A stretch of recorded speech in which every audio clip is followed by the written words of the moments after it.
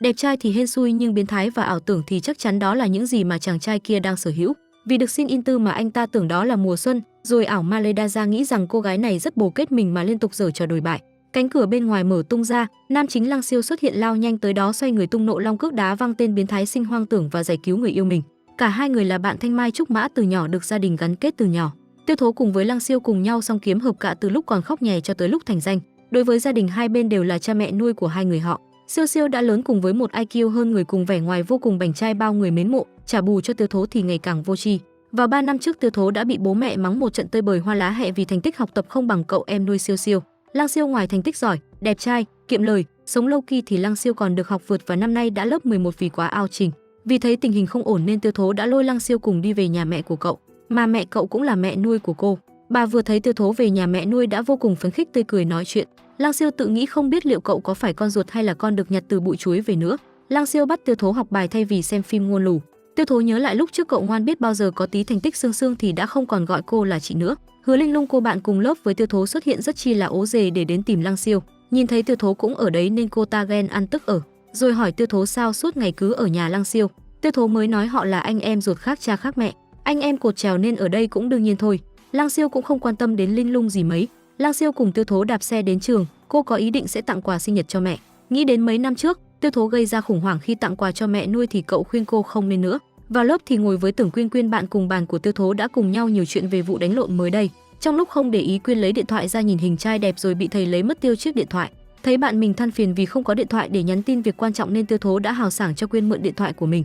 Lăng Siêu vì được thằng bạn cùng bàn rủ đi đánh bia nên đã nhắn với Tiêu Thố hôm nay cậu có việc nên kêu cô về một mình trước.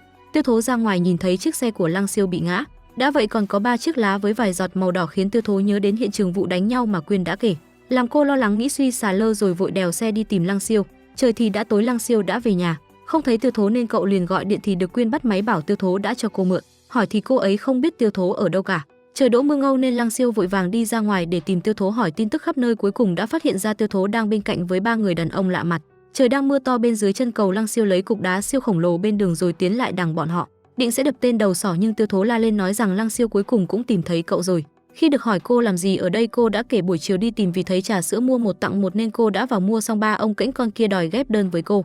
Cô hào sảng đồng ý nhưng lại hết tiền nên Lăng Siêu đã trả tiền cho bọn họ. Họ trả tiền thừa cho cậu nhưng lại dư ra 2 đồng rồi vui vẻ cười bảo tiền còn dư chính là tiền kết giao bạn thân. Về nhà cô hỏi cậu đã đi đâu, Lăng Siêu bảo đi chơi với bạn. Tiêu Thố thì không thấy cậu đâu mà còn thấy xe như vậy. Hàng trăm tập phim trinh thám ảo ma Canada xuất hiện trong đầu cô. Lăng Siêu lo sợ cô bị cảm nên cặm cụi lao đầu cho cô. Cậu bảo từ sau này cô không được đi như vậy nữa. Cả hai cùng nhau lau một chiếc khăn, khiến Lăng Siêu đắm chìm trong ánh mắt cô. Nhìn cô tình cảm chưa được bao nhiêu lại bị Tiêu Thố dập đi cảm xúc đang dâng trào. Lăng Siêu bị Tiêu Thố quấn khăn cứ tưởng sẽ có cảnh 4 mắt chạm nhau. Ai có mà dè cô lại ách xì một cái lớn xóa hết hy vọng từ ngôn tình thành ngôn lù. Từ nhỏ Lăng Siêu luôn chê bai Tiểu Thố nhà hàng xóm, còn nhỏ xíu mà cứ đòi làm chị của cậu. Cho đến hôm đó hình như đã có gì đó thay đổi. Vụ việc hiện trường chiếc xe của Lăng Siêu là do những tình tiết vô tình làm trùng hợp vụ án mà Tiêu Thố đã được nghe kể. Lăng Siêu với Tiêu Thố cả hai từ lúc chào đời đã khóc cùng nhau. Chữ đầu tiên mà Tiêu Thố nói được không phải cha hay mẹ mà lại là Siêu. Mỗi khi Tiêu Thố muốn giúp Siêu thì toàn là báo cậu. Cô còn cẩn thận đi học võ vì muốn có thể bảo vệ em trai Lăng Siêu của mình. Chàng trai kia là Doãn Tử Hàm. Bước xuống xe làm bao cô gái điên đảo như nam chính trong phim ngôn lù. Hàm đã đến chỗ của Siêu, đang từ để nói chuyện thấy Siêu cứu thờ ơ làm lơ mình nên cậu nói cậu chỉ kém Siêu 5 điểm trong kỳ thi học sinh giỏi, đành phải ngậm ngùi đứng thứ 2. Nghe vậy Siêu liền hỏi kỳ thi nào cậu không nhớ ra vì cậu đã tham gia rất nhiều kỳ thi học sinh giỏi toàn top 1 nên cũng không biết Hàm huynh đệ này là ai. Cây cú chưa nói xong thì bị thầy mắng vì tóc xoăn đeo kính, tóc vuốt vuốt keo các thứ, rồi bắt cậu lên văn phòng uống chén chè. Vì chưa có ban cán sự nên thầy của lớp Tiêu Thố bắt đầu bầu, mọi người ai cũng hào hứng. Linh Lung tự bầu mình là lớp phó văn nghệ, đến lúc bầu lớp trưởng thì có Doãn Tử Hàm và Giả Tư Văn ứng cử. Hai người tính cách đối lập nhau hoàn toàn, một bên hướng tùm lum, một bên rụt rè hướng nội. Giả Tư Văn ấy vậy mà lại chiếm được cảm thiện của mọi người nên đã được chọn khiến Hàm chỉ đành ngơ ngác. Tiếp đến là bốc số để chọn những chức vụ khác. Lớp phó kỷ luật là Hàm, còn lớp phó học tập được Hàm bốc chúng là người xếp thứ nhất từ dưới đếm lên. Đầu tiên trong cái lịch sự hình thành khiến Tiêu Thố bật cười.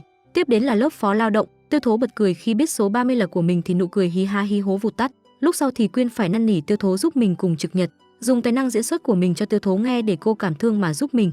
Doãn Tâm Lam cùng với Lăng Siêu là cờ đỏ sao vàng, thấy Tiêu Thố nên Siêu đến kiểm tra vệ sinh của lớp cô, bảo có rác trên mặt đất nên đòi trừ điểm. Tiêu Thố bảo cô là lớp phó lao động nên không được trừ lung tung. Siêu chỉ định đùa ai có mà dè lại có rác trên cây, vì sợ trừ điểm nên Tiêu Thố liền cố gắng lấy xuống. Cô đã trèo lên cây, Siêu thấy vậy nên lo lắng kêu cô đừng trèo, cậu chỉ đùa thôi chứ trừ điểm thật. Gỡ được rác ra nhưng vô tình trượt chân khiến quần cô bị rách một mảng. Thấy mọi người nhìn rèm pha cô nên Siêu liền lấy áo khoác che chắn cho cô, rồi dắt cô rời đi. Tiêu Thố đã khoe chức vụ lao động của mình cho mẹ nghe, được mẹ khen nên cô muốn tiếp tục trở thành một người lớp phó lao động tốt hơn. Điều đó làm mẹ và cha đều cảm thấy phiền. Khi sơ hở là cô cứ để ý từng cái nhỏ nhặt khiến mọi người đuổi cô đi. Tiêu Thố buồn vì người nhà hắt hủi nên đến nhà Lăng Siêu ăn cơm cùng với mẹ nuôi, còn được mẹ nuôi khen tới tấp khiến cô phấn khích. Cô còn đến phòng Siêu kiểm tra bụi bẩn, thấy phòng cậu rất sạch sẽ thì Tiêu Thố nghĩ cậu không phải là con người nữa. Vô tình thấy chiếc hộp ở dưới giường Siêu, thắc mắc nên cô đã đem ra, rồi mở ra thì khiến Tiêu Thố há hốc mồm, vì trong đó là hình ảnh những người phụ nữ ngoại quốc rất chi là sexy lady. Định mách mẹ nuôi nhưng đã bị Siêu bịt miệng. Cậu giải thích rằng đây là của người bạn cùng bàn của cậu tên là Chu Văn Vũ. Nhân vụ có chuyện này nên Tiêu Thố ép Siêu phải làm thực hiện phi vụ với mình. Ở trường khi thấy thầy cô đã đi nghỉ ngơi, vì muốn lấy lại điện thoại giúp Quyên nên Tiêu Thố nghĩ đây là thời điểm thích hợp. Cô đến lớp tìm Siêu rồi cả hai cùng nhau hành động, cứ như mật vụ 0175 trà trộn vào phòng giáo viên để lục tài liệu để tìm điện thoại. Nghe tiếng gõ cửa khiến Tiêu Thố hoảng hồn, ai có mà dè lại là tên Hàm. Cô liền kéo cậu ta đến chỗ bọn họ. Thầy giáo đang ngủ gần đó nghe tiếng động tỉnh giấc rồi đã lại gần xem bọn họ đang làm cái khỉ khô gì. Khi đã tìm thấy điện thoại, niềm vui chưa được 5 giây thì bị thầy giáo đằng sau lên tiếng dập tắt nụ cười. Siêu trí khôn 36 kế tẩu thoát là thượng sách.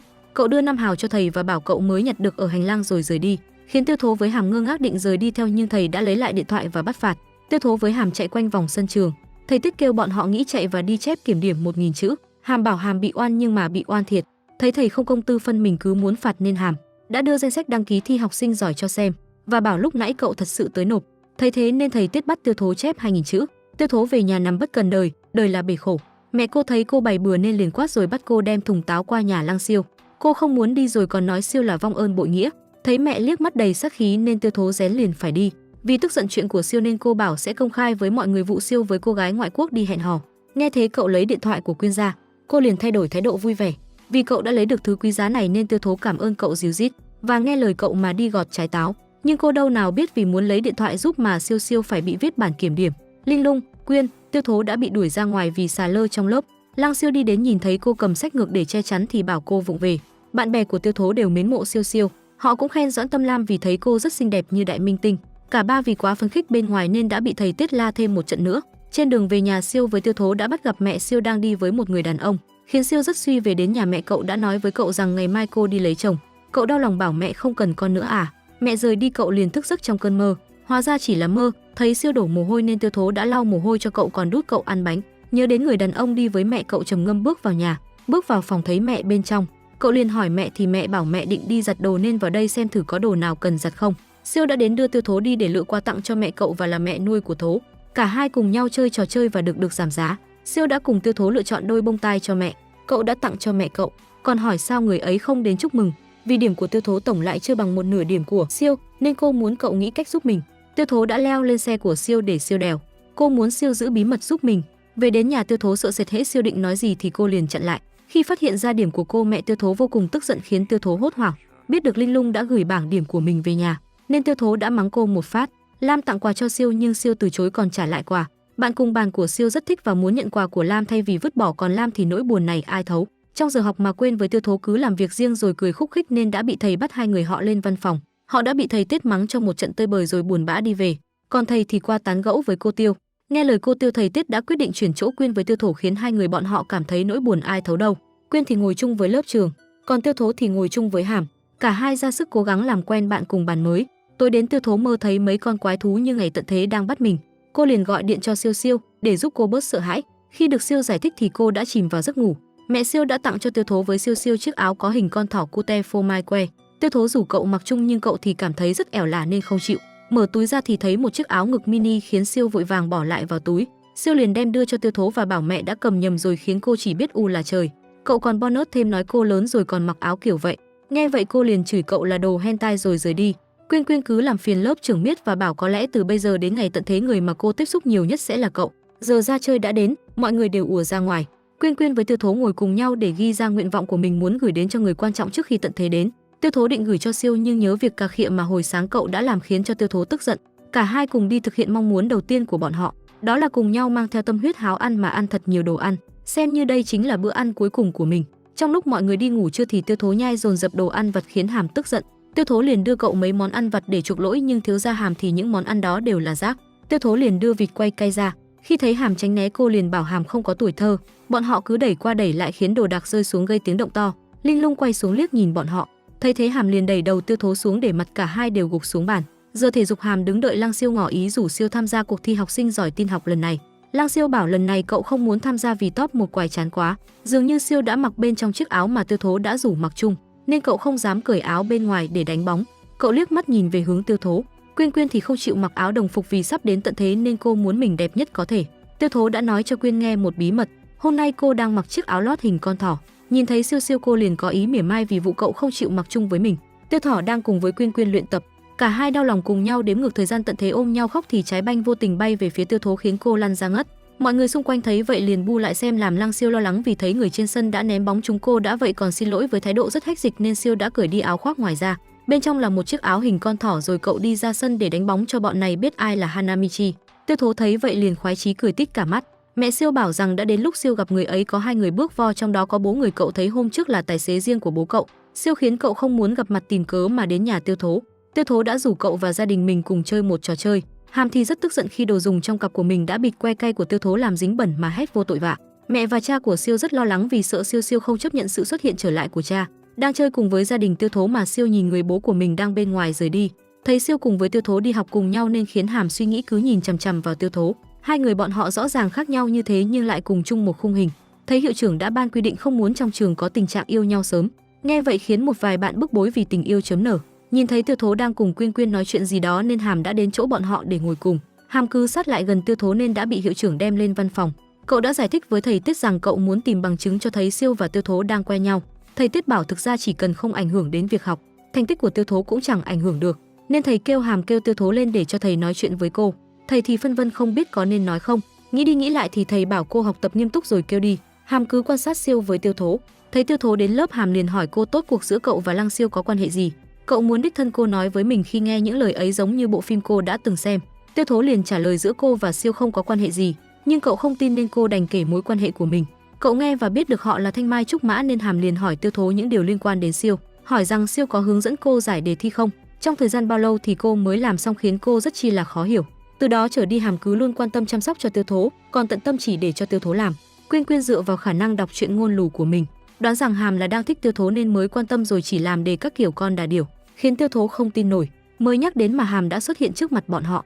Kỳ thi cuối kỳ sau đó cũng đã kết thúc. Lăng Siêu đang đưa Tiêu Thố trở về nhà. Có người đang đi theo nhìn bọn họ thì Tiêu Thố ra ngoài nhìn và thấy Hàm đang dõi theo. Cô vui vẻ và nghĩ thầm đây chính là đang muốn đưa cô về nhà mây trôi chiều ta đây mà. Tiêu Thố giải thích cho Siêu hiểu Hàm không có ý xấu mà là đang quan tâm cô vì cô dễ thương đáng yêu. Đang ăn cơm mà vẫn không quên trả lời tin nhắn của Hàm. Còn chụp bữa cơm cô đang ăn cho cậu xem khiến gia đình khó hiểu. Nghe Hàm rũ đi ra ngoài đi làm bài tập thì cô khoái chí. Nghe thấy Tiêu Thố nói chuyện này với gia đình trong mặt cô vô cùng thích thú thì khiến Siêu một chút suy tư. Nghe cha và Siêu đang nói bộ phim về nam chính thì Tiêu Thố nghĩ chắc Hàm rủ mình đi làm bài tập để thăm dò mình, và không biết nếu cậu ấy tỏ tình thì cô sẽ xử lý ra sao. Nghe nhắc đến bánh ngọt, Tiêu Thố muốn đổi ý xin tiền đi ăn bánh ngọt. Siêu cùng với mấy người bạn đến khu trò chơi, Tiêu Thố với Hàm đi ăn bánh ngọt. Tiêu Thố hỏi Hàm có phải cậu thích mình không, khiến Hàm sặc sụa, cậu liền xua tay say no và chỉ muốn rủ đi học bài sẵn tiện đi ăn bánh ngọt mà thôi. Khi được hỏi tại sao cậu rủ mình thì khiến Hàm cứng họng, gắng mà giải thích cho cô hiểu. Cậu cứ rung tay rung chân nhớ đến Quyên Quyên đã hướng dẫn tình yêu cho mình. Tiêu Thố liền áp dụng thử để vào thế chủ động khiến Hàm lo lắng và bảo giữa họ chỉ là tình bạn trong sáng như ánh sáng của đảo. Thấy kem dính vào mặt của Hàm nên Tiêu Thố liền lấy tay lau cho Hàm. Hành động vô tri này khiến Hàm điêu đứng khoảng chừng là 5 giây. Trong lúc Lăng Siêu cùng với hai người bạn đi chơi thì bắt gặp thầy Tiết cùng với cô Tiêu đang cùng nhau đi hò hẹn. Bọn họ liền đi núp để quan sát. Bên này Hàm đã trả tiền bữa ăn hôm nay.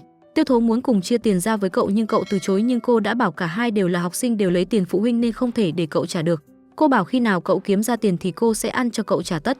Đang đi thì vô tình gặp phải nhóm của Siêu nên bọn họ cùng nhau vào shopping. Hàm cứ sáp lại gần Siêu khiến Siêu rất khó chịu. Lăng Siêu và Hàm tranh nhau lựa đồ cho Tiêu Thố. Siêu đã lựa thêm áo khoác cho Tiêu Thố rồi cùng cô đi thanh toán. Hàm liền đưa thẻ đen quý tộc của mình ra để thanh toán.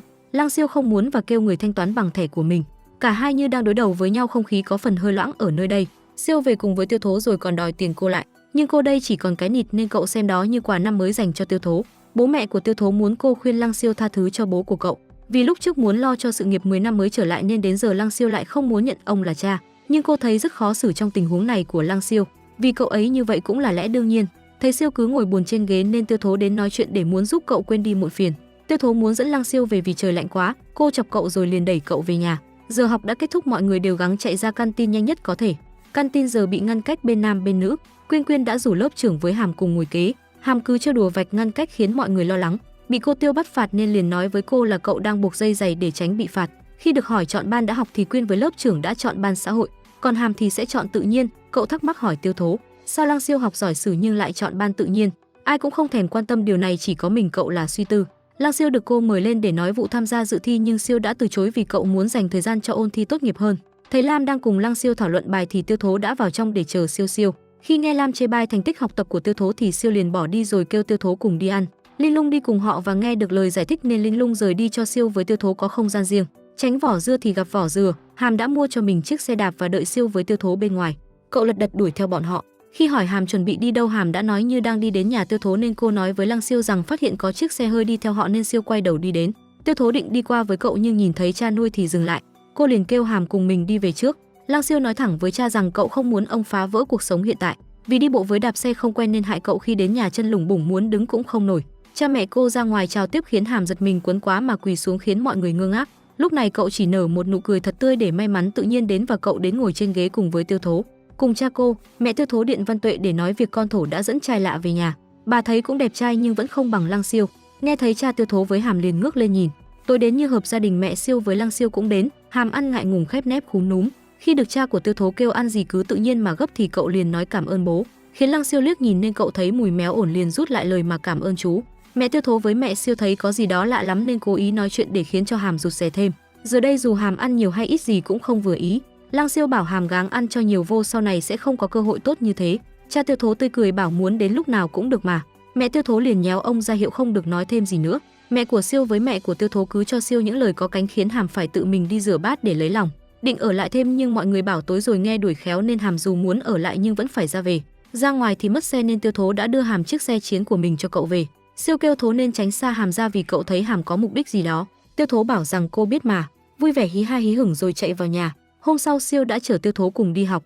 Lam đến để bắt chuyện với Lăng Siêu. Lam khuyên Tiêu Thố nên chọn ban xã hội, đừng như cô chọn ban tự nhiên nên phải nhờ Siêu đẹp trai dạy kèm. Lam sau đó nhìn thấy Siêu với Tiêu Thố cùng nói chuyện mà thấy lòng buồn rười ghen tị. Nghe Lam nói xấu mình nên Tiêu Thố đã vào và nói thẳng mặt điểm tên. Mặc dù cư xử như thể đang rất bình thản kiêu sa nhưng vừa ra bên ngoài tay cô đã run lên bần bật. Hàm và Tư Văn đến chỗ Tiêu Thố với Quyền ngồi khiến Tiêu Thố lo sợ bị hiệu trưởng bắt tại trận nhưng Quyên đã lên tiếng giải thích. Ngồi học tin học, Tiêu Thố đã dùng thân phận của Quyên là bạn thân của cô để kết bạn với Lăng Siêu, nhằm muốn cắt tác hợp cho cô với trai đẹp, nhưng dường như Quyên không hứng thú lắm vì cô đã có thần tượng. Thấy Siêu đã chấp nhận lời mời nên Tiêu Thố vội vàng gửi tin nhắn đi để bắt đầu cuộc trò chuyện hộ Quyên. Tiêu Thố toàn hỏi về sở thích của Siêu mà Siêu cứu mãi trả lời một từ là Khi thấy tin nhắn nhắc đến gà, Siêu liền bắt bài và bảo Tiêu Thố muốn ăn gà thì cứ nói thẳng, sao mà cứ vòng vo hoa lá hại quá. Quyên theo kinh nghiệm xem phim của mình và phán đoán Tiêu Thố cũng đã thích Hàm khiến cô lầm tưởng mình thích cậu ta thật. Tiêu Thố đã rủ Hàm đi tập võ, ai dè cậu lại bị đánh cho lên bờ xuống ruộng. Cùng nhau đi trên đường, cả hai cùng trò chuyện còn hát cho nhau nghe. Hàm cứ đi cà nhắc nhưng mình vẫn tỏ ra là mình ổn, nhưng trong tim nước mắt là biển rộng và đưa Tiêu Thố trở về nhà. Lăng Siêu đã ở bên ngoài để đợi cô. Lăng Siêu bảo rõ ràng Hàm có ý đồ với cô, nhưng cô nói không có ý đồ với cô thì không lẽ với cậu. Rồi cô đanh đá bước vào nhà. Siêu đến nhà Tiêu Thố thấy bạn bè cô trong phòng. Cậu sâu lòng buồn bã khi cô rủ bạn bè mà không rủ mình tri kỷ của cô. Tiêu Thố nói vì không đủ dép thường ngày của Siêu đang được Hàm mang. Thấy Siêu lườm nên Hàm vội rút chân xuống nên Siêu đã đành mang dép của Tiêu Thố. Tiêu Thố ngồi giữa Hàm và Siêu khiến không khí trở nên ngại ngùng. Siêu lại cứ ép sát vào Tiêu Thố rất hách dịch. Quyên muốn phá tan bầu không khí ngượng ngùng này nên rủ mọi người cùng chơi trò chơi thật hay thách, tự bày ra rồi tự dính chưởng ngay vòng đầu tiên. Quyên đã chọn thách. Tiêu Thố kêu cô và Siêu song ca một bài hát tình ca. Siêu không chịu hát và Hàm đã hát hộ. Đến lượt Tiêu Thố đã bị Quyên bắt cô chọn thách và kêu cô cùng với một bạn khác giới tại đây nhìn vào mắt nhau trong 10 giây. Tiêu Thố đã chọn Hàm thì tay nắm chặt quần. Lăng Siêu thì khó chịu nhìn Hàm. Lượt tiếp theo Siêu đã bị phạt nên Hàm rất mong chờ câu trả lời của Siêu vì cậu chọn thật. Ai có mà dè, Tiêu Thố đặt câu hỏi chớt quất là hỏi cậu thích ăn gì. Cậu liền trả lời là sô cô la. Hàm đã bị trúng và cậu chọn thật. Cậu bị bắt nói ra một bí mật. Cậu đã từng theo dõi Lăng Siêu và Tiêu Thố. Siêu nghe vậy liền biết mình đã hiểu lầm ba vì tưởng ba đi theo dõi mình. Mọi người chơi rất vui vẻ, chỉ có riêng Lăng Siêu là trầm ngâm suy tư. Về đến nhà cậu đã gặp bà, cậu đã nói chuyện sương và cởi mở hơn. Thầy Tiết muốn Tư Văn suy nghĩ kỹ hơn về chuyện chọn ban học. Cậu đường học rất tốt tự nhiên nhưng chọn xã hội, có lẽ là vì ai đó. Thầy Tiết cho cậu thời gian suy nghĩ. Văn lên sân thượng để trầm tư, vô tình Quyên cũng đến đây. Cô nhìn thấy sự khổ tâm nên đã nói cho Văn vài điều. Nghe được những điều cô nói khiến cậu liền thấy mình không sai khi từ đầu muốn chọn xã hội vì tất cả là vì Quyên. Chuyện chọn ban để có thể ảnh hưởng tương lai của Tiêu Thố nên đã khiến cha mẹ cô cãi lộn với nhau. Ba của Tiêu Thố đã cùng đi chơi với Siêu. Còn mẹ Siêu với mẹ Tiêu Thố ngồi tâm sự, ai cũng có nỗi khổ riêng. Một người mong muốn cho con có thể gắn kết, một người muốn con mình có thể có tương lai tốt. Tiêu Thố đem máy quay và bắt đầu thử đi làm phóng viên. Cô đi hỏi giấc mơ của mọi người để thu thập tư liệu. Siêu đến phòng Tiêu Thố để đợi bố mình rời đi. Tiêu Thố than phiền vì cô buồn ngủ và muốn cậu giảng hòa với bố. Thấy xe rời đi thì Siêu về nhà gặp bố bên ngoài. Vì lo sợ cậu không thích ông lên nhà nên ông đã đưa thuốc cho cậu và nhờ cậu mang lên cho mẹ dùng. Cậu đã suy nghĩ kỹ càng lại muốn tha thứ cho bố nên kêu ông cùng lên đưa thuốc cho mẹ. Giờ đây Siêu dần chấp nhận bố còn chịu ngồi ăn cùng với ông. Ăn xong thì rời đi học. Nghe sắp họp phụ huynh nên khiến Quyên Quyên lo lắng.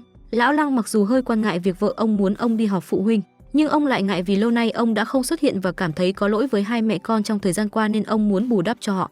Đành phải cố gắng để có thể làm quen hiện tại. Nhìn thấy cách nói chuyện của mẹ, người bạn cùng bàn với Tiêu Thố khiến mẹ Tiêu Thố không ưa nổi. Lão Lăng vào phòng học của Lăng Siêu. Ông hơi rụt rè khi nói mình là bố của cậu. Ông đã rất vui khi nghe thành tích học tập bá đạo của con trai, quả đúng là con của ta. Nhưng cô giáo Tiêu khuyên ông nên chú ý mà tâm sự với cậu vì thấy cậu rất lầm lì. Mẹ của Hàm thì quê độ khi chào hỏi thầy Tiết rồi mới biết mình vào lộn phòng do Hàm đã chọn ban tự nhiên. Bên ngoài Quyên đang cầu trời độ cho kiếp nạn 82 họp phụ huynh này của cô được qua khỏi. Thấy Quyên khóc nên Văn liền lấy giấy để cho cô lau nước mắt. Cha của Quyên giờ này mới đến, nhìn Tiêu Thố đang dỗ dành Quyên khiến Hàm cứ ngắm nhìn rồi tưởng tượng người cô đang dỗ dành là mình. Khuôn mặt hắn nhìn rất khoái chí thăng hoa. Mọi người cùng nhau diễn thái độ của người họp phụ huynh, mình đến lượt Siêu cậu lại không diễn. Cô liền bắt chước mẹ cậu rồi nói hôm nay họp phụ huynh thế nào rồi, chắc chắn vất vả lắm nhỉ chồng à. Nghe được chữ chồng khiến Hàm và Siêu ngơ ngác. Siêu phối hợp giả vờ hút thuốc khiến Hàm ghen mà nói cậu diễn tệ. Hai người mẹ của Siêu và Tiêu Thố lo lắng khi thấy người mẹ của Hàm không ưa nổi, chắc chắn bà ta có ý đồ xấu. Mấy ông chồng nhìn họ như đang bàn chuyện cưới sinh cho tụi nhỏ vậy. Mẹ Siêu ngỏ ý muốn Tiêu Thố được gả vào nhà cô rồi cả hai đều thích thú. Thấy Quyên buồn rầu vì đã bị bố vứt hết ảnh thần tượng còn cắt tiền tiêu vặt nên Tiêu Thố đến an ủi cô, kêu cô tích cực lên. Ai dè cô bị gọi xuống văn phòng vì muốn cô lấy lại phấn chấn còn học nên thầy Tiết nói sẽ giúp cô phấn chấn hơn nên đã đến tìm Tiêu Thố để hỏi thần tượng của Quyên. Ai có mà dè bản thân mà chắc là thân ai nấy lo nên cô nói sai luôn tên nên khiến thầy chuẩn bị không đúng sở thích của Quyên. Mọi người xung quanh bàn chuyện Siêu với Tiêu Thố còn lôi cả Hàm vào trong đó. Nhưng Tiêu Thố mặc kệ những lời nói mà muốn trốn tránh Siêu vì sợ tiếp tục bị tai tiếng. Siêu thấy cô cứ núp nên cúi xuống nói đến tiếng chồng cô đã nói với cậu thì còn sợ tai tiếng gì nữa. Cậu khoác vai cô mà hiên ngang bước đi. Siêu rất ghen khi lúc nào Tiêu Thố cũng nhắc đến Hàm, đến cả sổ ghi chép cũng có tên của hắn. Cứ suốt ngày nhắn tin gọi điện, mặc dù đã tách lớp nhưng bọn họ vẫn đi cùng nhau. Muốn không thèm quan tâm nhưng khi nghe cậu cùng bàn nói rằng đợi 10 năm sau thì Hàm có thể sẽ là anh rể của mình, khiến Siêu liền suy nghĩ diễn cảnh đó. Cậu không muốn chuyện đó xảy ra nên cứ đi theo Hàm và Tiêu Thố để quan sát. Vì muốn có thể mời Siêu đi xem phim mà Lam đã nhờ Văn Vũ đi kiếm sách mà Siêu đang tìm giúp mình. Văn Vũ lăn lộn khắp nơi để có được và đem về cho cô lại đem nó cho Siêu. Vì Siêu nghĩ sách này là do Vũ đã mua dùm cho cô nên cậu không muốn nhận. Văn Vũ bên ngoài nghe thấy biết được Lam kêu cậu mua dùm để cho Siêu thì cậu có chút buồn. Thấy Vũ đang đứng bên ngoài buồn bã nên Siêu đến gần. Vũ hỏi cậu sao không nhận của Lam. Siêu nói là do cậu biết Vũ đã mua cho Lam. Cậu ấy bảo thật ra mình đã biết Lam muốn mua cho Siêu nhưng cậu giả vờ không biết. Cậu chỉ cần cô ấy vui là được. Khi Siêu nói động đến những sự việc Vũ đã làm là không đáng, vì là một sim boy thì Vũ tức giận rồi tát cậu một cái. Vũ quát Siêu không có tư cách để phán xét cuộc đời của cậu ta. Vì chuẩn bị cùng Tiêu Thố đi xem phim nên khiến Hàm rất thích thú chuẩn bị mọi thứ tương tất. Tiêu Thố đang sửa soạn đồ thì Lăng Siêu về thấy cậu bị bầm miệng nên Tiêu Thố liền chăm vết thương giúp Siêu. Nhìn thấy hành động của Tiêu Thố khiến Siêu không rời mắt. Khi thấy không chịu nổi với khoảng cách thì cậu giả vờ hắt xì để dừng. Tiêu Thố bắt ép Siêu uống thuốc vì biết cậu từ nhỏ đến lớn không thích uống thuốc. Hàm đang cô đơn một mình và lạnh lẽo chờ đợi Tiêu Thố. Gọi nhiều cuộc cho Tiêu Thố nhưng vì đã bỏ điện thoại trên giường nên Tiêu Thố đã không thấy cuộc gọi. Lam thì đã nghe cuộc trò chuyện giữa Vũ và Siêu nên Lam đã tâm sự với cậu. Một lúc thì cô rủ cậu cuối tuần cùng đi xem phim, khiến Vũ rất vui. Đang đi căn tin cùng với tụi bạn thì Tiêu Thố biết được Hàm đang bị bệnh. Nguyên nhân chính là do mình nên cô phân vân không biết có nên điện hay nhắn tin hỏi thăm không. Tiêu Thố bâng khuâng suy nghĩ dòng tin nhắn nào phù hợp nhất để gửi cho Hàm. Vũ thì cứ xà lơ tìm cách để có thể làm Siêu ngừng giận. Khi thấy Siêu đã tha cho mình thì Vũ liền tìm đến cờ rút. Mặc dù đang bị bệnh nhưng Hàm vẫn luyện tập chống chăm chỉ. Tiêu Thố hạ quyết tâm gọi điện đến hỏi thăm Hàm. Vừa thấy bắt máy thì bên kia đầu dây Tiêu Thố liền xin lỗi cậu, muốn cậu tha thứ. Hàm mỉm cười và bảo không sao. Khi nghe Tiêu Thố bảo cô không đi vì Siêu bị thương thì nghe lại đó thì mới khiến Hàm chạnh lòng và buồn. Quyên đã đến chơi với Tiêu Thố lấy cớ là đến làm bài tập. Khi được tra hỏi những vấn đề về Siêu với Hàm thì Quyên đã nghĩ rằng người mà Tiêu Thố thật sự thích là Siêu. Năm trước thì Quyên tài lanh tài lẹt bảo Tiêu Thố thích là Hàm nên Tiêu Thố mới nghĩ mình thích Hàm. Giờ thì lại bảo cô thích Siêu nên lẽ nào trước giờ Quyên toàn ăn nói xà lơ. Quyên vô tình nhìn thấy tin nhắn của bố, thấy có nguy cơ bố đã ngoại tình khiến Quyên rất buồn. Siêu đưa Tiêu Thố ra ăn cơm thì thấy cô đang ủ rũ vì đứng hạng thứ 5 từ dưới đếm lên. Cô muốn được đứng hạng nhất để đuổi kịp Siêu. Sau khi đi căn tin xong thì Quyên không lên lớp khiến thầy Tiết vào mọi người quấn quýt đi tìm. Nhìn thấy Quyên bên đường nên Văn chạy lại. Tiêu Thố cũng định chạy đến nhưng đèn đã chuyển đỏ. Hàm nhìn thấy định níu tay cô lại, ai dè Siêu đã cầm tay cô trước. Đèn vừa chuyển xanh thì liền dẫn cô qua bên đường. Chuyển cảnh thì Quyên đang đau lòng khi chứng kiến cha mình đang ngồi cùng người phụ nữ khác. Quyên muốn vào xử lý chuyện này cho ra hình ra hài. Vì muốn quay lại việc này nên Tiêu Thố tránh bị xem là lộ liễu nên cô liền núp vào áo siêu rất chi là che chắn ạ. Quyên đã vào Innova với ba và cô gái kia. Ai dè tất cả chỉ là hiểu lầm, ba cô là đang bàn vụ gia sư cho Quyên vì cô sắp lên 12. Trong lúc đi vệ sinh thì Hàm đã được giám đốc âm nhạc quản lý nghệ sĩ điện ảnh chú ý. Ông ta đi theo Hàm để đưa cậu thông tin của ông để muốn hợp tác. Sau đó Hàm đã đưa cho mọi người xem. Hàm tỏ ra không quan tâm nhưng Tiêu Thố bảo chẳng phải cậu có ước mơ ca hát nên cứ thử xem coi ra hình ra hài không. Khi nghe Tiêu Thố hiểu rõ về sở thích của Hàm một cách rành mạch thì khiến siêu sững lại. Hôm sau khi mọi người nhắc đến Hàm thì Hàm đến để thông báo rằng cậu đã trúng tuyển vào vòng trong, nhưng cậu vẫn lo sợ bố mẹ. Cậu ngẫm nghĩ cảm thấy lúc nào mình cũng thua Lăng Siêu. Tiêu Thố đã nói cho Hàm nghe một bí mật đó là siêu ưa hát nhưng hát thì toàn lạc tông thì khiến Hàm cười khoái chí. Quyên thì đang cố học cần cù bù siêng năng. Từ hôm nay Văn cứ lo lắng cho cô vì đã học liên tục vì muốn cổ vũ siêu đậu đại học nên suốt ngày Tiêu Thố cứ đến để quan sát cậu học. Trước hôm thì cô cứ hỏi cậu đã chuẩn bị đầy đủ dụng cụ đồ chưa, khiến siêu không ngủ được nên đành đuổi cô về. Vì đã thông qua kỳ thi nên Hàm phải chuẩn bị đi ra nước ngoài tập luyện nên mọi người cùng nhau chụp một bức ảnh để làm kỷ niệm. Khi về riêng Tiêu Thố cứ luyên thuyên nói chuyện nhìn ngắm cô. Hàm nhắc đến chuyện cô cho cậu leo cây và đã hứa chấp nhận hình phạt với cậu. Hàm bước đến và phạt cô phải làm best friend của cậu cả đời, cô liền trả lời được. Xem như đây là phần thưởng, biết đâu sau này cậu sẽ trở thành minh tinh. Định ôm Tiêu Thố một cái, ai dè cô không để ý rồi rời đi. Để nói ra những lời đau xót đó rồi nhìn cô từng bước đi xa khiến Hàm nhớ từng kỷ niệm với cô bạn vô tri này. Đôi mắt của anh cũng ngấn lệ và đỏ lên vì mối tình đơn phương. Một năm còn lại để có thể đậu đại học nên Tiêu Thố rất kiên trì học cần cù bù thông minh. Lăng Siêu thì đã đậu đại học. Cậu cứ nhắn tin rồi gọi điện nhắc nhở Tiêu Thố suốt. Trong khi mọi người đã lựa chọn ngành học của bản thân mình, Tiêu Thố vẫn rất mong lung như một trò đùa cho tương lai của mình. Cô lo lắng liệu mình sẽ có thể đậu nguyện vọng nào. Nhớ lại hôm nay là sinh nhật Lăng Siêu nên cô đã chúc mừng. Tối đến cô còn lặng lẽ đến phòng học cũ của Siêu rồi ngồi buồn thẫn thờ trên ghế cậu. Nào ngờ Siêu từ bên ngoài xuất hiện. Tưởng rằng Siêu đã đi học Đại học Vân Hải rồi nên Tiêu Thố rất bất ngờ khi cậu xuất hiện. Siêu hỏi cô có muốn vào Đại học Vân Hải không. Cô gật đầu lia lịa. Siêu cổ vũ Tiêu Thố hãy cố gắng và cậu sẽ đợi cô ở Vân Hải. Tiêu Thố muốn dẫn Siêu đi ăn bánh kem nhưng do đã tối nên Tiêu Thố đã tự làm ra một buổi tiệc sinh nhật nhỏ cho cậu. Bước ra ai dè bị vấp ngã, thế hai người nhìn nhau khiến Siêu ngại ngùng né đi. Ngồi chơi có sao băng nên cô kéo cậu quay lại nhìn cậu nhìn sao rồi nhìn cô bảo thật là đẹp. Thời gian cứ thế thấm thoát thoai đưa. Mới ngày nào còn vui vẻ thả hồn làm trò vô tri mà chỉ còn 7 ngày nữa là đã đến ngày thi đại học đầy gian khó của một đời người. Mọi người trong lớp Tiêu Thố ai ai cũng háo hức để cùng nhau chụp chung một tấm hình. Ngày thi cũng đã đến, Siêu đã về nhà để cùng đón Tiêu Thố. Đi thi đi trên đường Tiêu Thố đã bị đạp một bài phân nên Siêu đã đổi giày cho Tiêu Thố. Đến trường thì Siêu cứu dặn dò Tiêu Thố đủ điều. 2 ngày trải qua kỳ thi đại học đã kết thúc. Đi từng bước ra khỏi phòng thi mà Tiêu Thố không ngừng bồi hồi cảm xúc nhớ bạn bè bắt đầu dâng trào. Tiêu Thố đang được gia đình cùng với cha mẹ Siêu chào đón. Mọi người vui vẻ rồi cùng nhau chụp một bức hình. Vì muốn Tiêu Thố có thể nhận được tin vui vào kỳ thi mà mọi người đã cho cô mặc quần lót tím, khiến cô nghĩ rằng rõ ràng mọi người đang chơi khăm cô. Bạn bè bên ngoài đã nghe thấy Quyên bật cười nức nở. Văn thì đưa mọi người kẹo cưới và nói rằng đây là kẹo đính hôn của thầy Tiết và cô Tiêu. Mọi người nghe đều bất ngờ vì công sức thầy cứ đi cà dính cô mà giờ đã đơm hoa kết trái tốt. Tiêu Thố đang cùng với cha mẹ hồi hộp dò điểm thi. Cô buồn bã cần thời gian để nghỉ ngơi. Lăng Siêu gọi đến cậu đã an ủi cô và bảo rằng trong trường có ngành báo chí. Bên ngoài thì cha mẹ hai bên của Siêu cùng với Tiêu Thố đang nói về vụ học đại học của Tiêu Thố. Cha cô thì muốn cô suy nghĩ thật kỹ không vì muốn đi theo Siêu mà làm càn vụ học đại học. Cô bước ra và bảo cô sẽ đặt một nguyện vọng ở trường Hải Vân về ngành báo chí mà cô cũng thích và cũng sẽ đặt nhiều nguyện vọng khác. Nhưng một nguyện vọng ấy đặt làm tia hy vọng. Lăng Siêu bên trường đã tức tốc làm bài thi để trở về nhà với Tiêu Thố. Các cậu bạn cùng phòng cứ trêu chọc cậu gấp gáp như thế là đang đi gặp vợ nuôi từ bé. Đến nơi gặp Tiêu Thố, Siêu khô nói cha cô đã không đồng ý nên Siêu cứ khuyên cô, bảo nếu không phải Hải Vân thì ở cùng một thành phố cũng được, tiến đến lại gần Tiêu Thố từ từ áp sát. Ai dè tỉnh giấc trong cơn mơ vì điều đó chỉ là do cậu tưởng tượng. Cô bên ngoài đã trả lời đâu nhất thiết phải thế, chỉ cần Tết gặp nhau là được. Cậu từ từ tiến sát lại cô nói rằng mình muốn gặp cô everyday rồi chạm nhẹ vào vai cô. Tiêu Thố giật mình liền đẩy Siêu ra, ai dè cậu văng xuống hồ. Tiêu Thố liền cong chân bỏ chạy. Tiêu Thố sau đó cũng đã đậu ngành báo chí ở Vân Hải. Gia đình hai bên đều vui mừng rồi ăn tiệc. Tiêu Thố đã trong phòng Siêu không thấy cậu đâu. Đọc được cuốn sách có tình tiết như cảnh tượng Siêu đã làm với mình như bên hồ. Nghe tiếng mở cửa, Tiêu Thố lật đật chui xuống giường. Nhìn thấy áo của Lăng Siêu rơi xuống tưởng rằng cậu đang thay đồ mà khiến Tiêu Thố ngượng ngùng đỏ cả mặt. Cậu cúi mặt xuống kêu cô ra ngoài. Ngồi trên ghế Siêu nói chuyện cứ sát lại cô khiến cô ngại rồi bỏ đi về.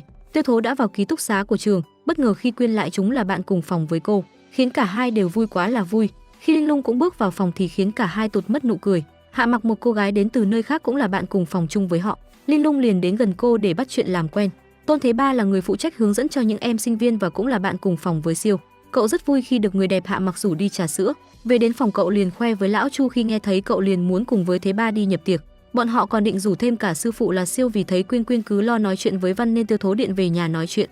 Ai có mà dè, mọi người đều không quan tâm cô mà còn kêu cô cứ đi tìm Siêu. Nhớ những vụ việc trước bên bờ hồ mà Tiêu Thố không muốn, Siêu đã gọi điện kêu Tiêu Thố xuống gặp mình.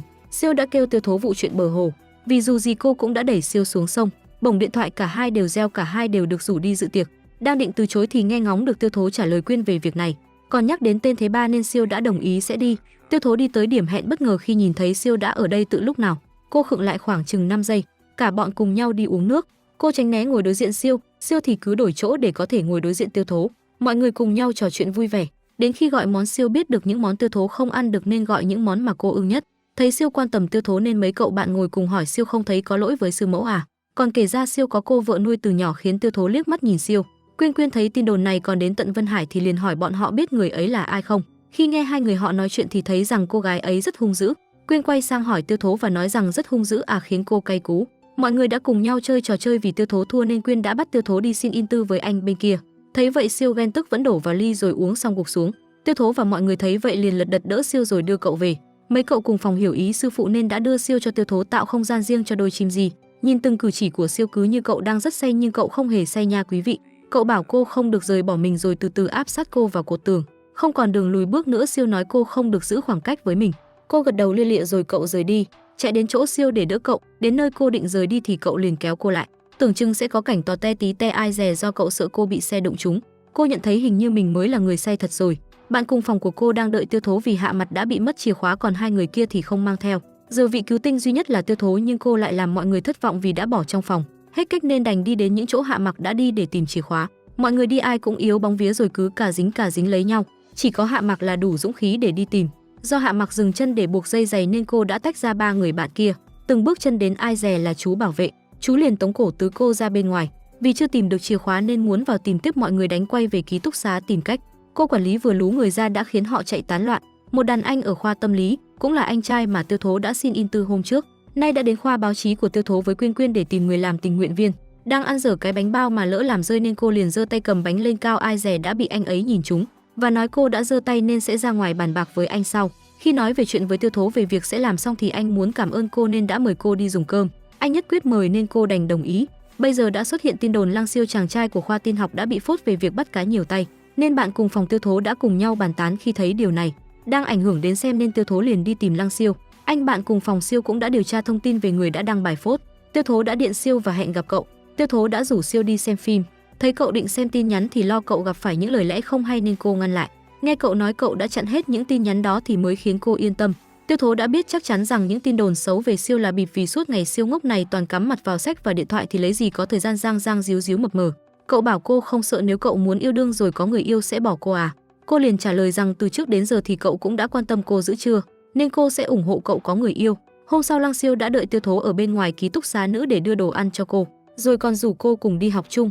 Thấy mọi người bàn tán xôn xao về Siêu nên Tiêu Thố đã lên tiếng rồi kéo Siêu đi. Cô đưa tay ra định lấy đồ ăn thì cậu e thẹn rồi ngại ngùng đưa tay mình ra cho cô nắm. Nào ngờ liền cô đẩy ra và kêu đưa đồ ăn. Ôi quê quá xá là quê. Đàn anh bên khoa tâm lý đến và chào hỏi Tiêu Thố. Siêu thấy vậy mà ghen tức rồi cập cổ cô rời đi. Bài phốt của Siêu bằng cách nào đó mà đã được gỡ bỏ khiến bạn cùng phòng Tiêu Thố đều vui. Tiêu Thố ngủ quên nên Siêu đã chọc cô. Đàn anh kia phía trên họ lại quay xuống bắt chuyện. Anh ta đã rủ Tiêu Thố cùng đi để cùng nhau thực hiện công tác. Siêu nhìn thấy họ rời đi mà cứ ngơ ngác. Mấy bạn cùng phòng của cậu thấy thế liền lại ngồi cùng chọc ghẹo tí mà đã giận rồi bỏ đi. Mọi người đã cùng nhau nghĩ mưu kế để giúp Siêu có thể đoạt lại Tiêu Thố. Nghe lời họ mà cậu đã cầm bó hoa rồi đi gặp Tiêu Thố. Do lười thay đồ để xuống dưới gặp cậu nên cô đã lấy cái gỗ cột dây lại rồi đưa xuống để lấy món đồ mà Siêu mua cho. Lăng Siêu ngơ ngác nhưng cũng làm theo, do đó kế sách đầu đã thất bại nên anh em của Siêu liền nghĩ ra kế khác. Thế Ba muốn Siêu tạo bất ngờ cho Tiêu Thố bằng cách học ảo thuật với lá bài. Cậu tập luyện chăm chỉ rồi biểu diễn cho cô xem, tưởng sẽ diễn ra một cách lãng mạn ai dè lãng xẹt. Kế hoạch lại thất bại toàn tập. Lần này đến lượt Quan tự bày kế cho Siêu. Quyên thì kéo Tiêu Thố ra ngoài lúc trời tối. Kế hoạch này Quyên ra sức cũng giúp đỡ cho nhóm của Siêu. Bỗng xung quanh tắt đèn hết khiến Tiêu Thố bất ngờ. Bắt đầu một khung cảnh lãng mạn xuất hiện. Siêu tiến bước lại gần Tiêu Thỏ tặng cô một món quà rồi chúc mừng sinh nhật cho cô. Trở về phòng Tiêu Thố cứ suy nghĩ đến việc Siêu đã làm. Cô đã chia sẻ những điều trải nghiệm diễn ra với Lăng Siêu và đăng lên mạng với chế độ ẩn danh. Cứ tưởng rằng cậu cứu nói chuyện như trong phim thần tượng ngôn lù lại còn gần gũi hơn với cô. Nhưng dù thấy sự khác lạ này nhưng Tiêu Thố lại thấy anh rất xà lơ. Hôm sau Siêu đã rủ Tiêu Thố đi ăn bún thịt nướng. Tiêu Thố cứ ngại ngùng cảm thấy không được tự nhiên như trước nữa. Đàn anh đến khiến Siêu cảm thấy không vui. Anh đã rủ Tiêu Thố đi chụp ảnh. Tiêu Thố bắt Siêu với anh ta làm mẫu chụp. Siêu mặc dù không thích nhưng vì muốn cho người mình yêu hài lòng nên mới chịu hợp tác. Ai dè nhìn Siêu với anh kia tạo ảnh rất chi là sô cô la kẹo mút, người ta lại nghĩ họ là cặp đôi trong truyền thuyết. Về phòng, Hàm đã gọi điện cho Tiêu Thố khi nghe Quyên nhắc đến chuyện tình cảm lãng mạn hôm trước Siêu đã làm cho mình mà khiến cậu giận dỗi tắt máy. Bài viết về chuyện giữa Siêu và Tiêu Thố được rất nhiều người quan tâm. Mọi người cảm thấy người đăng bài này chắc chắn đã có tình cảm với chàng trai đó, khiến Tiêu Thố bất ngờ. Siêu buồn rầu vì đã 72 tiếng trôi qua nhưng Tiêu Thố vẫn chưa gặp cậu. Nghe lời khuyên của mấy cậu bạn cùng phòng mà Siêu quyết định đi tìm Tiêu Thố. Khi chào tạm biệt đàn anh xong thì Tiêu Thố đến thư viện, Siêu cũng đã đến. Cả hai vô tình nghe thấy cuộc cãi vã nên nhìn lén thì thấy người kia là đàn anh họ quen biết. Định rời đi sợ bị phát hiện nên Siêu vội vàng kéo Tiêu Thố lại. Giờ đây thì cậu lại ép Tiêu Thố vào chỗ để sách. Thấy cô nhắm mắt nên cậu lên tiếng kêu Thu cầm lại. Cô lật đật giả vờ quay vào trong để tìm sách vì cô đã quá quê độ. Giả vờ lấy sách mà còn lấy trúng sách tình yêu. Đang ngồi học thấy Siêu ngủ quên nên Tiêu Thố đã ngắm nhìn cậu, thầm cảm thán người gì mà quá beautiful từ người bạn vô tri này. Mà cảnh tượng đẹp người này của Siêu khi ngủ đã được ai đó chụp lại. Tiêu Thố đưa tay ra bóp mũi Siêu. Cậu tỉnh dậy, cả hai cứ ngại ngùng về phòng. Quyên đã đưa Tiêu Thố xem hình ảnh của Siêu đã được đăng lên. Lúc đang ngủ, Tiêu Thố đã cùng với Quyên đi lựa chọn cho Siêu. Tiêu Thố thấy tiệm len liền muốn sẽ đan len quàng cổ để tặng cho Siêu. Khi cứ thấy Quyên chọc mình nên Tiêu Thố liền nói rằng thật sự thì cô không biết thích là như thế nào. Cô cũng đã lên mạng tìm hiểu nhưng cũng không biết thích thương là như nào. Quyên đã đổi cách thăm dò, hỏi Tiêu Thố rằng cô có người mình thích không. Quyên hỏi, khi cô nói ra câu hỏi này thì Tiêu Thố đã liền nghĩ đến ai. Suy nghĩ một hồi thì Tiêu Thố trả lời là Lăng Siêu. Quyên thấy rõ ràng Tiêu Thố đã rung động. Hôm sau Linh Lung đã mang tặng khăn len đến tặng cho Siêu nhưng Siêu bảo cậu không thích quàng khăn, rồi từ chối phũ phàng khiến Linh Lung về phòng khóc nức nở.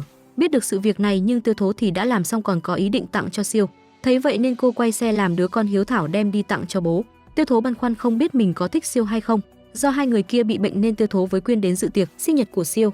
Đến nơi mọi người đều háo hức xem quà của Tiêu Thố đã chuẩn bị cho Siêu, nhưng cô bảo đi tay không nên khiến Siêu có chút thất vọng.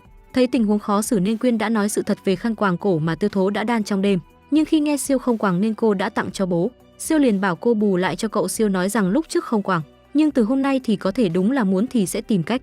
Mọi người kinh ngạc rồi họ cùng đã đẩy thuyền Siêu với Tiêu Thố đi ra khỏi bàn để họ cùng nhau đi dạo phố. Văn mặc dù không bên cạnh Quyên nhưng luôn quan tâm cô, còn thay mặt cô mà hào sảng trả hết hóa đơn trong buổi tiệc này. Siêu và Thỏ đã đi đến tiệm quần áo, nhìn thấy giá đắt đỏ mà khiến Thỏ hoảng hốt. Nhìn Siêu thử bộ đồ trên người khiến Tiêu Thố cảm thấy rất đẹp, nhưng biết cô là con đỗ nghèo khỉ nên Siêu chỉ lấy chiếc áo giá rẻ để Tiêu Thố có thể chi trả. Đi bên ngoài có một cô gái xin in tư của Siêu nên đã khiến Tiêu Thố giận dỗi. Nhận ra cậu chỉ đưa số điện thoại của cô cho cô gái bán hoa kia thì Tiêu Thố mới hết giận. Họ đã cùng nhau trở về để chúc mừng sinh nhật cho Siêu. Vì mải đi làm tóc nên Linh Lung đã không đến dự được tiệc của Cờ Rút. Tiêu Thố và Lăng Siêu đã về nhà để thăm gia đình. Siêu vào bếp để phụ giúp Tiêu Thố nấu ăn. Họ cứ suốt ngày trêu đùa, bám dính với nhau.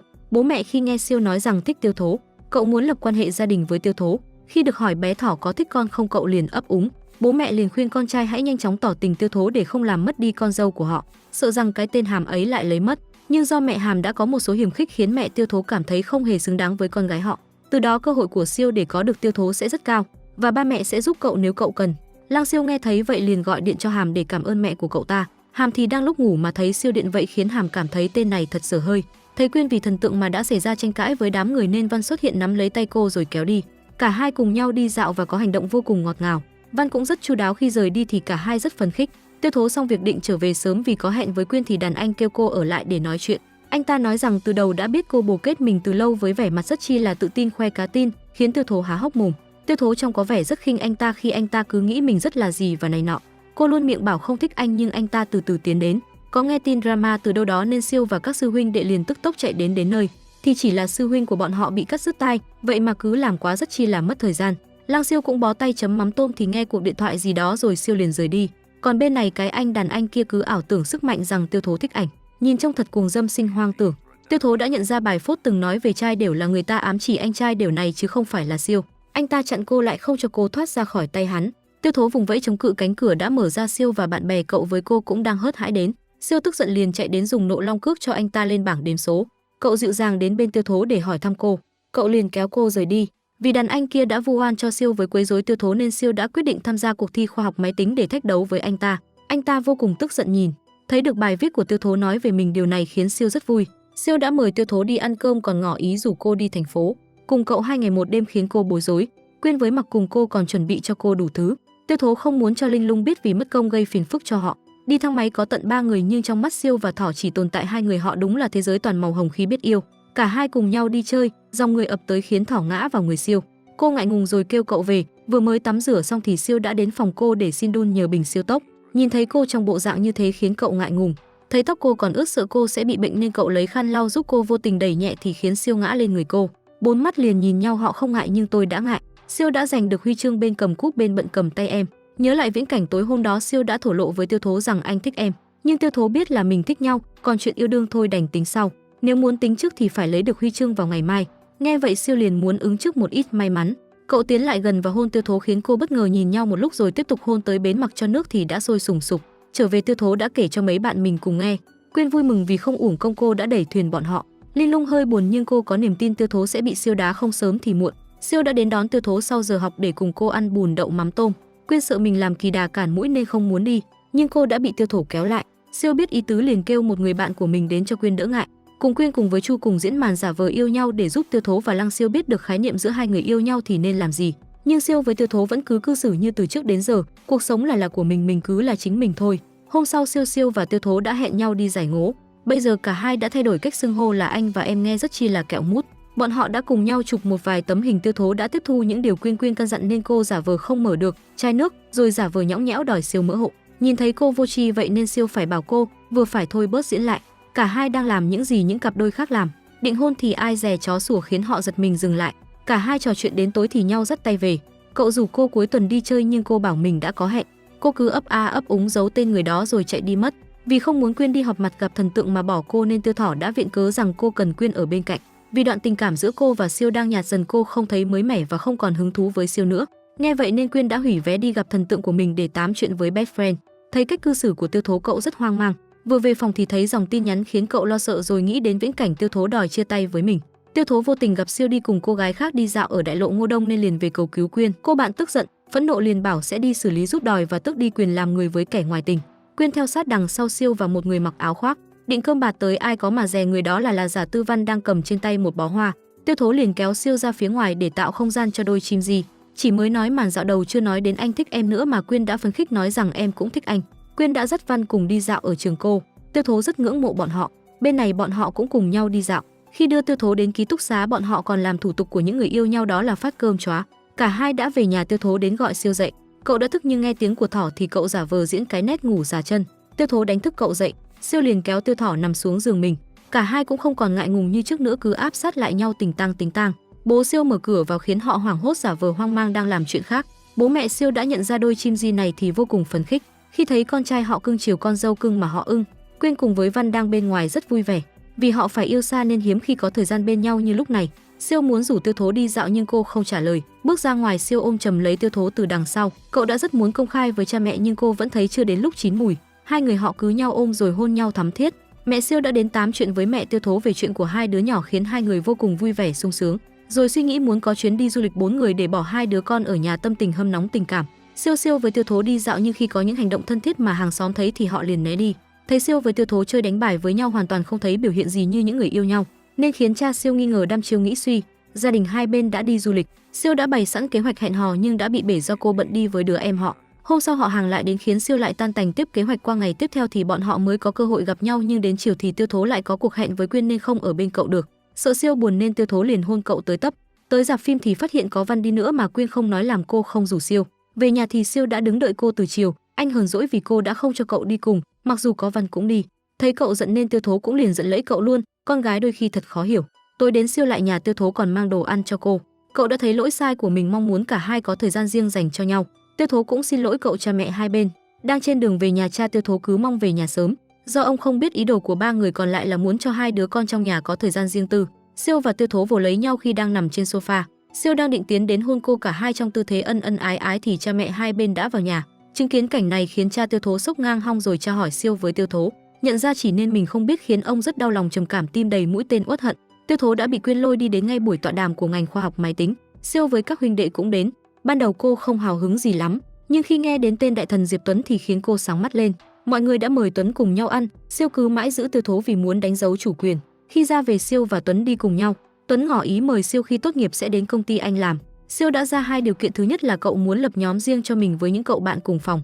Thứ hai là muốn Tuấn giữ khoảng cách với Tiêu Thố. Vì quá nhớ Văn nên Quyên đã mơ thấy anh ấy ở ngoài đường. Cứ nhìn ai cũng ra Văn, lúc sau gặp Văn thiệt nhưng cô tưởng gặp ảo giác. Sau khi hoàn hồn thì biết được đây là Văn Ryan bằng xương bằng thịt thì khiến cô rất vui mừng. Đi phỏng vấn để làm tư liệu thì Văn với Quyên cứ kè kè bên nhau, bỏ Tiêu Thỏ lẻ loi cô đơn và lạnh lẽo. Bên đường có vụ tai nạn giao thông nên bọn họ đã đến xem xong rồi Tiêu Thố rời đi để Quyên với Văn có không gian riêng đi chơi cùng nhau. Đến tối Văn đang đi thì bị đụng trúng và làm đổ nước trên người cậu.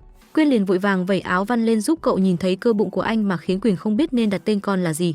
Bỗng Văn nhìn qua chỗ khách sạn xa xa đó, tưởng chừng anh muốn cùng cô ngủ qua đêm nên khiến cô cứ ngại ngùng e thẹn. Ai dè cậu chỉ muốn cùng nhau chụp hình cap story chèn nhạc Vinahay. Nghe được Văn chuẩn bị phải quay về thì khiến Quyên u sầu. Tiêu Thố đã đăng bài giải oan cho trai đẹp lái xe mô tô gây tai nạn khi nãy. Cậu trai đó là Châu Tinh Vũ, dường như cậu cũng đã có tình cảm với Tiêu Thố. Cậu cứ quan tâm tặng quà vật kiếm chuyện với Tiêu Thố, rồi đến một hôm cô ta đã tỏ tình với Tiêu Thố bằng hình thức lãng mạn. Cậu không ngần ngại thổ lộ tình cảm của mình và muốn theo đuổi cô. Tiêu Thố nói cô đã có người yêu nhưng cậu ta không quan tâm mà muốn theo đuổi cô, khiến cô rất khó xử. Sau đó Lăng Siêu đến và liếc cậu ta với ánh mắt muốn ăn tươi nuốt sống. Hôm sau Vũ vẫn cứ tiếp tục bám theo Tiêu Thố. Siêu liền đến nắm lấy tay cô để đánh dấu chủ quyền. Vũ cứ nói những điều để làm mối quan hệ giữa hai người họ xích mích. Dù rất mệt nhưng Siêu với Tiêu Thố không quan tâm mà rời đi. Đọc tin nhắn bên điện thoại, Tiêu Thố thấy toàn những đứa em tốt gửi tin nhắn khiến Siêu ghen. Siêu ôm lấy cô còn trao cho cô nụ hôn nồng cháy tại nơi đông người. Hôn xong thì nắm tay cô dắt đi chơi. Các anh em chung phòng đợi về để cùng nhau nghĩ ra kế sách để giúp Siêu đánh bại Trà Xanh. Vũ Siêu đã đăng công khai chế độ hẹn hò giữa mình với Tiêu Thố. Ai ai cũng biết nhưng chỉ riêng người trong cuộc tình là Tiêu Thố là không biết. Đường đường là yêu mình nhưng khi công khai hẹn họ lại chặn mình xem tin khiến Tiêu Thố vô cùng tức giận. Siêu đã đến gặp Vũ, còn Tiêu Thố thì đang ở giữa hai trai đẹp của trường để xem ai sẽ được Tiêu Thố chọn. Và dĩ nhiên Siêu đã thắng. Vì thấy Tiêu Thố rất thích nhà nên anh Siêu đã chi tiền dẫn cô đi xem rồi mua luôn căn đó để cả hai có thời gian riêng tư cùng nhau sống. Tối đến cả hai cứ du dương theo nhạc còn chụp hình đăng lên mạng xã hội khiến Vũ thấy liền từ bỏ tình yêu đơn phương của mình. Vì do công việc nên Văn phải lên núi và không có mạng để liên lạc cho Quyên, khiến Quyên cứ bồn chồn chờ tin nhắn từ sáng tối. Còn cậu thì cố gắng tìm cách để nhắn tin. Đã 2 ngày trôi qua, cũng chính là ngày sinh nhật của Quyên. Tiêu Thố đã mời Quyên đến căn hộ của mình và Siêu để tổ chức sinh nhật cho cô. Nhìn bạn bè cũng đã đến nhưng người Quyên trông chờ nhất là Văn, nhưng anh vẫn không thấy tăm hơi đâu khiến cô rất buồn. Nhắc đến Vân, Quyên đã bảo mọi người hát bài Diêu Bông ơi Diêu Bông khiến mọi người ai cũng dừng lại, còn cô bật khóc nức nở. Không khí không còn vui vẻ mà rất loãng. Quyên cứ buồn và ủ rũ nên Tiêu Thố lúc nào cũng ở bên cạnh cô muốn giúp cô vui lên, nhưng không được cũng không muốn liên lạc với Văn. Thoáng chốc đã 1 tháng sau, Quyên giờ đây đã có thể quên đi Văn, không còn ủ rũ như trước nữa. Giờ thì Tiêu Thố đang đi làm thực tập mà còn phải bị làm chân sai vặt cho người khác vì cô chỉ là người mới. Văn rất là nhớ Quyên, cứ ngắm hình ảnh cô mãi. Vô tình bắt gặp được Siêu. Siêu đã đặt nhà hàng cho hai người. Cậu bạn của Siêu tưởng rằng đặt cho Siêu với Tiêu Thố nên cậu liền gọi cho Tiêu Thố biết tin. Cô chuẩn bị còn vui vẻ khoe mọi người. Hàm gọi điện cho Tiêu Thố nói rằng cậu sắp có tour lưu diễn tại Vân Hải, khiến Tiêu Thố thay đổi 180 độ cúp máy. Cô chuẩn bị để đi chơi, ai dè người mà Siêu rủ không phải cô. Khi được hỏi Siêu còn nói là có cuộc hẹn với nữ, khiến Tiêu Thố ghen tức mà liền về sớm. Về nhà liền tra hỏi cô bạn của Siêu đi ăn cùng. Siêu đã trở về và dắt theo Văn. Tiêu Thố đã chê bai trách móc Văn. Văn đã kể ra sự tình xảy ra cớ sự ngày đó. Tiêu Thố bảo cậu sao không chịu nói sớm mà để xảy ra chuyện đến bước này. Nói được vài câu khích lệ khiến Văn vực dậy tinh thần. Văn vừa về đi thì Siêu với Tiêu Thố lại diễn màn tình cảm phát cơm chóa, nhưng cậu bạn đến làm bọn họ phải ngại ngùng đi lên phòng. Sau đó Siêu đã khóa chốt cửa muốn cô ngủ trên giường cùng cậu, khiến cô rất hoảng loạn để tránh né. Siêu bên cạnh cứ lải nhải hết cách nên Tiêu Thố buông thả rồi kêu cậu đến đi. Siêu cười rồi nói em cứ yên tâm, anh muốn tương lai của chúng ta chứ không phải cám dỗ bây giờ. Nghe vậy thì khiến cô tự nhiên hơn, cô liền quay qua hỏi cái đó vẫn chưa khỏe à, rồi nhớ về chuyện lúc trước. Cô cứ cười rồi ôm lấy Siêu. Cô bắt đầu lấy tay vuốt ve cậu khiến Siêu phải lật cô lại. Siêu tiến lại gần rồi hôn trán cô. Quay lại để ngủ, cô liền quay qua ôm chặt anh. Cả hai đều rất vui vẻ khi bên nhau. Văn ngồi một mình bên ngoài nhớ đến những kỷ niệm bên Quyên. Cậu mong rằng cô sẽ tha thứ cho mình. Sáng sớm tin mơ nghe tin Linh Lung bị thương ở chân nên Tiêu Thố đã đến để chăm sóc cô. Đang đánh lộn với Tiêu Thố thấy Siêu đến thì Linh Lung liền lật mặt. Văn đã tìm đến Siêu để giúp cậu có thể làm lành với Quyên. Siêu đã chia sẻ giáo án từ những gì cậu đã học được qua những người anh em FA. Văn đi đến đâu bóng dáng của Quyên cứ xuất hiện đến đó. Cậu đã rất nhớ cô. Chuyển cảnh cuộc đấu thầu thất bại nên Siêu đã về sớm với con xe mới của mình để rước Tiêu Thố. Siêu đã chở cô đến nhà hàng U. Cô cứ nghĩ đến khung cảnh anh sẽ cầu hôn mình nên cô luôn trong tư thế chuẩn bị tinh thần. Ai có mà dè lại toàn ngược với suy nghĩ của cô, khiến cô cảm thấy hụt hẫng khi rời khỏi. Cô đã nói lý do mình cay cú là vì tưởng anh sẽ cầu hôn cô. Siêu cùng với Tiêu Thỏ về nhà rồi anh kéo cô lại cả mũi vào nhau rất tình tứ. Về phòng đang chuẩn bị ngủ thì Siêu lại có ý định qua phòng cô ngủ vì thời tiết lạnh. Ai dè Tiêu Thố đưa cho anh mềm khiến anh buồn vì cô không đồng ý, nhưng lại rất nhây và cứ kiếm cớ để muốn được vào phòng ngủ cùng. Anh nằm kể chuyện cho Tiêu Thố ngủ.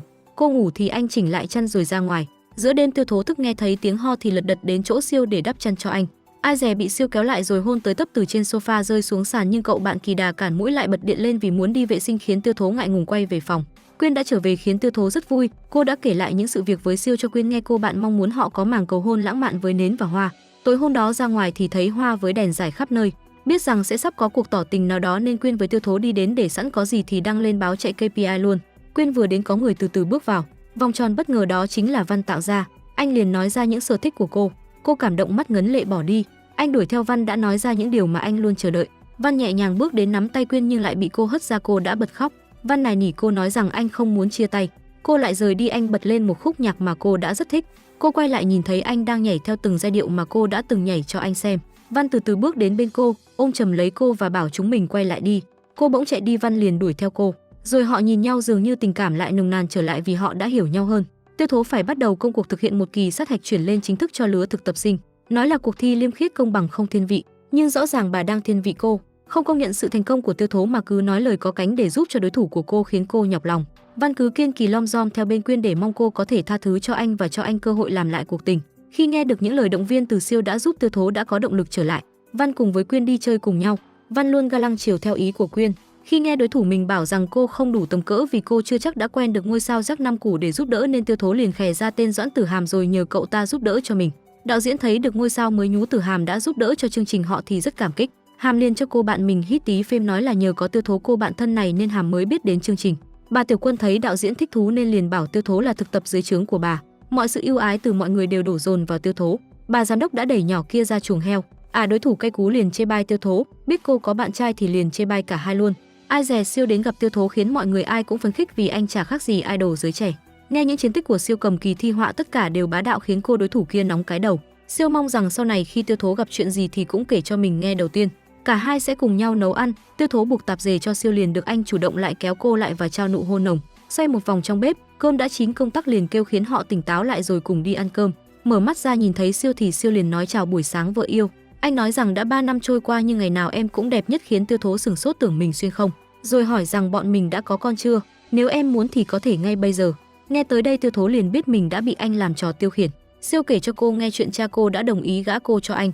Những điều này đã được bố mẹ Siêu với mẹ Tiêu Thố quay video lại để làm bằng chứng. Đang ôm ấp Tiêu Thố nồng nàn thì cô chợt nhớ cuộc hẹn với Hàm nên cô lật đật rời đi. Siêu mang dép cho cô rồi còn dặn dò cô mặc quần áo đàng hoàng lại. Hàm đã đến nhà Siêu với Tiêu Thố để nấu bữa cơm để cùng bọn họ. Siêu đã rời đi vì có việc, còn Hàm đã bày tỏ sự cảm kích với Tiêu Thố vì nhờ có cô ủng hộ mà cậu có được ngày hôm nay.